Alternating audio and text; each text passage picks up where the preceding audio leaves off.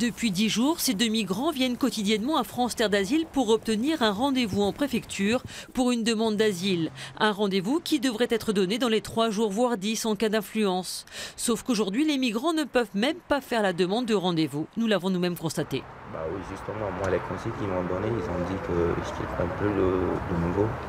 Tous les jours, c'est le même scénario avec un vigile à l'entrée depuis une semaine. À France Terre d'Asile, on est conscient du problème.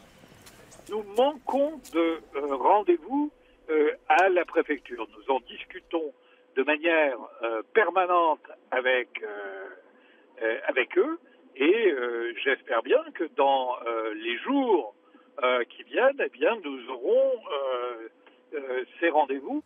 En revanche, du côté de la préfecture, on nie la situation. Moi, tous les jours, il y a des gens qui accèdent à France Terre d'Asile. Quand ils ont déjà un rendez-vous. Mais pour le premier rendez-vous, pour l'instant, depuis 10 jours, c'est bloqué. Avec un vigile. Le vigile ne sert pas à bloquer les gens. On a l'enregistrement. Écoutez, France Terre d'Asile reçoit, conformément à la loi, des demandeurs d'asile. Face à la situation, un référé en urgence va être déposé devant le tribunal administratif de Rouen pour faire une injonction à la préfecture de Seine-Maritime d'enregistrer les demandes d'asile.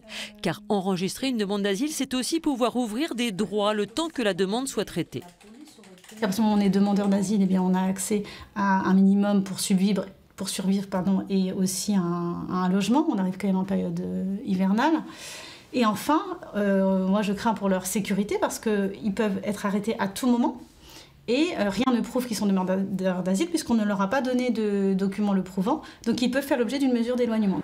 En attendant, sans allocation ni hébergement de l'État, ils bénéficient de l'aide du collectif Solidarité HDR sur les Hauts de Rouen.